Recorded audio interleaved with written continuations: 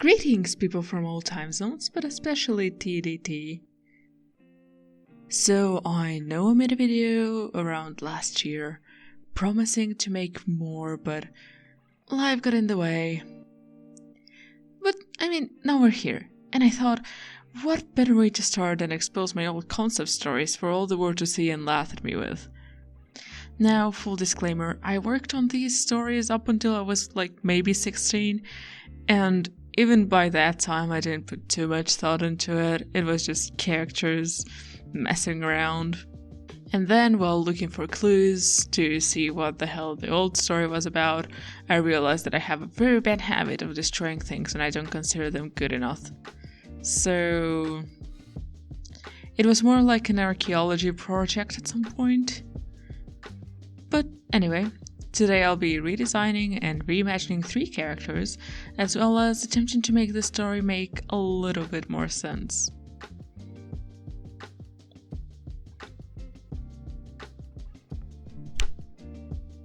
So, what's the story even about? Well, it was about a very meta concept about creatures called jumpers. No, not those. That could write and control the lives of certain creatures on certain planets. Basically the same thing that writers do, only usually our characters grow and do whatever the hell they want. The main story follows A. Yes, that was her name, just A if I remember correctly. I think her original name was Ayano, because I was obsessed with Macaca City actors at the time, and I thought I was smart. Then it morphed into something else. I can't quite recall, but I do believe Ash was part of it, so that's what I'm going to call her from now on. Either way, the story follows this being that has just graduated from the School of Jumpers, or whatever, and has been assigned to watch over this person. And that's it. I had nothing developed. I knew that in her backstory she lost her entire planet, and her main goal was to find out who did it and why. And of course it turns out that the planet she was sent to study to was the one that destroyed hers, which doesn't make much sense. Why would they? Because in the original story they knew that she was from that planet they destroyed. I have no idea what happened there.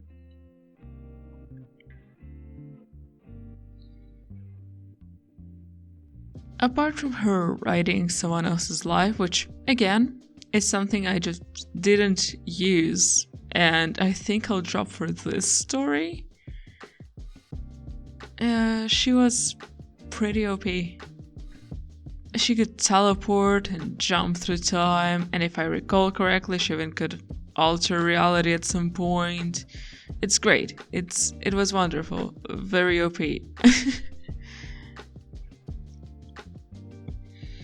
So I switched it up so she can only teleport, an ability she has mainly because of her race, and I've changed her design a lot. In older versions she had blonde hair and the tips would change color depending on how she was feeling, which is an idea that's been done multiple times but not a bad one. I think it'd mostly work with a more stoic character, and Ash just isn't it. I need a better name for Ash, by the way, but I cannot for the life of me choose anything else. I'm terrible at names, as you'll see throughout this and maybe the following video. If you have any suggestions, feel free to leave them in the comments. In fact, for the exception of maybe 1 or 2 characters, I feel like I'm going to need your help here. Ramble aside, I also changed her red scarf, which was a defining item of hers that I directly stole from Ayano. I'm So sorry, I'm a weeb. So I changed the scarf into a red shirt. I just feel like it made more sense. I also gave her less human traits since we're playing with other planets. I thought, why not? In this version of the story, instead of going off into multiple planets and whatnot, I decided to make Varta, which is the main planet, have multiple planes of existence. So here's her rewritten story. When she was a child, Ash lived with her parents and older brother. He would have spent most days working. On one such occasion, as she watched the twin suns set over the clear sky alone from the dinner room, the sky began shining. It was soft at first, soft enough to make her think it was nothing more than the reflection of the ceiling light against the glass window. Then the lights began to fall. Soon her neighborhood was engulfed in flames as the pouring fire consumed everything. Alone and scared, she sat frozen in place. She didn't know what to do. She was so entranced by the enchanting destruction of the fire, she didn't notice her brother rushing into the house. His voice brought her back to consciousness. He looked badly hurt. It was then she realized he was followed by dozens of voices, screaming something she could not understand. Her brother split the place between her and some other plane and pushed her in, the portal closing behind without him. She appeared at his fiancée's house, still unable to explain anything. After learning what happened, he took her in as a little sister. He already saw her as one and couldn't really bear leaving the poor kid alone. As years went on, she studied as much as she could, eventually deciding to become a journalist. She's pretty sure that's the closest education she can get to learning the truth about what happened to the planet. As the story goes on, she learns about the convoluted and complicated relationship of Varta, the main planet of the solar system, with the rest of the inhabitable planets that are bound to it. And that's it for her redesign. I quite like her color scheme here, and honestly, she seems to have a much more interesting personality now than before. Let's move on to the next character. Our next character is Red. So, he's a character, and that's really all I can say about his past self. I mean, I'm kidding, but not much. I honestly just made Red because I felt like I needed a male character in there for some reason. He was Ash's love interest, and that's about it. I know there's plenty of underdeveloped female characters out there, so maybe I was doing my part in adding into the pile of the opposite gender. But after giving him some thought, I kind of really like him now. Let me explain. In the original version, Red is Ash's best friend. He's a scientist that only got to where he is at his young age because he's considered a genius in the field. He was only there for support, exposition, and a shoehorned romance. That's it. In this rewrite, there's not really much that changes because the original story was so bare bones. So I just tricked some things and added a few others. First of all, he's still a scientist. He's gained an internship during his last year to work on the communications program with a new realm around Varta that has been seemingly locked out for some reason. He's of course not allowed any communication with the realm and is basically there to determine what could have caused the communication breach. From what he knows, a creature seemingly randomly appeared one day on one of the researchers' laptops. After learning that this creature seemed to spread through the network of the facility, they restricted security policies where personnel could only work with specific laptops and phones provided by the company. After working for said internship for a few months, Red's phone accidentally automatically connected to the network, and that's how he met E. Red quickly disconnected his phone from any networks, trapping the creature inside. He told his family when he got back home, but instead of telling him to return to the facility, they pushed him to learn more about the creature, so he could make more advancements, and maybe even get his name out there when this research became public. He's a big softie though, and after about 10 minutes of E asking to be let go, he promised her he'd leave her at the facility the next day. It's then that they started talking and realized they had quite a bit in common. The next day, as they went to work, he witnessed the entire facility being consumed by fire. Most research had been lost and a few people even died. It's still unknown what happened, but the creatures from the new realm were blamed. Especially after a few weeks later, some were found in private phones and even TV displays. He let E go after a bit. She would oftentimes disconnect from his screen for long periods of time, but she did seem to enjoy hanging out together. Maybe letting her go out into the wild net wasn't the best idea if she had been a threat, but she wasn't, so at least something went right. I forgot to mention this, but he's still best friends with Ash. Maybe even childhood friends. I can definitely see them going to school together, that'd be cute. For his physical design, let's see. His original design had a very basic short brown hair and eyes with a green shirt and jeans as an outfit. I didn't change really the color palette other than turning the black and green shirt into a softer mint button-up.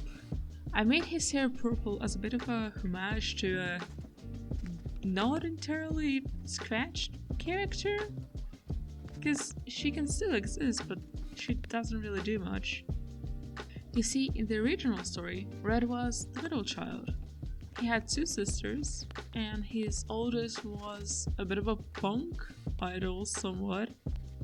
She had purple hair and yeah, you can see where this is going. I think that in this version of the story, he could have dyed his hair as a sign of his support for her career choice. I don't think their parents really like her choices, so it's nice to have someone there, you know? And honestly, I've met a few people that have at least studied to become biologists or archaeologists of some sort, and I'm just saying that scientists with a natural hair color is underrepresented in media. His glasses stay, because I said so. I don't think he can tie a tie. Okay, this is a very minor character thing. I basically think he's a dumbass with a heart of gold. He's smart in his career path, because it's something that comes natural to him, and he's honestly worked for it. But then in other skills, he's kind of clueless, and I love that for him. And I think that's about it. Let's move on to the last one. For the last character of today, we're back to stealing from Macaque City actors. It was definitely based on Anna, surprising no one. She was much kinder in this version though, because I wanted Ash to actually have friends. In the original story, she didn't really do anything despite her very clear potential. She used to be human, but her body couldn't survive and her consciousness was transferred into the web by Red. I am sure you've never heard that one before. So, in this rewrite, E is part of this realm that cannot be accessed like every other one. In fact, its mere existence is a pretty new discovery. She's a person studying other realms mainly because they have heard about an old artifact that keeps them locked in the realm, being hidden somewhere. She uses the internet as a way of communication and can still look through it as if it were a physical place, thanks to some technological advancements in her realm. But the internet is a very big and labyrinthic place. She becomes friends with Ash through Red.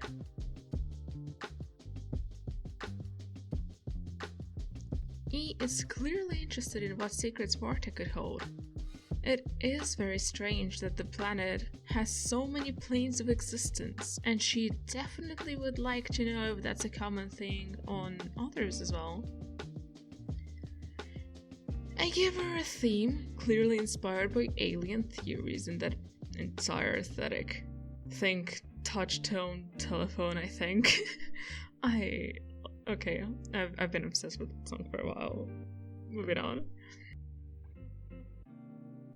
I think it suits her because she spent so much time on the internet, she's a believer in a lot of these things. These theories are a part of history now, of course. Since they now know that there is indeed life on other planets. So maybe in this universe this clothes could even be somewhat vintage by its themes alone. I also gave her a bat/bird theme for no reason other than vibes and my personal belief that she/theys can get wings as a treat. Her eyes were a bit of a reference to the power buttons on laptops. I know they're not usually orange, but I feel like if I made them green they wouldn't stand out as much. The flower crown is there because I think she'd think it's cute. Before redesigning all these characters, I tend to go on Picker to create them to see which themes keep popping up, and in her case it was the flower crown and a bow around her neck, which is an idea that got scratched for a different character. Don't worry about it. I think she's a highly curious and very energetic person. She would love to know as much as she can about this realm and how to access others, because Varta is the only place she can really access. Apparently, networks work different on other planes of existence or something.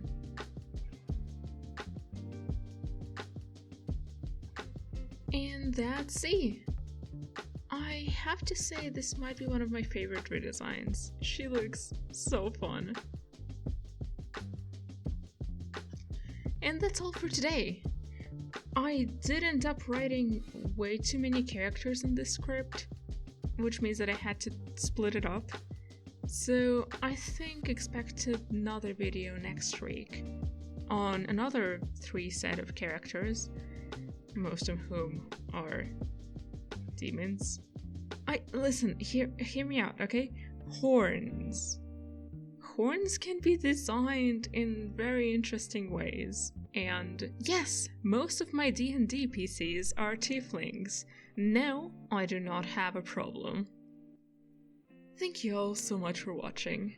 If you enjoyed this video, you know what to do. I'm not gonna tell you what to do. If you don't want to do it, don't do it.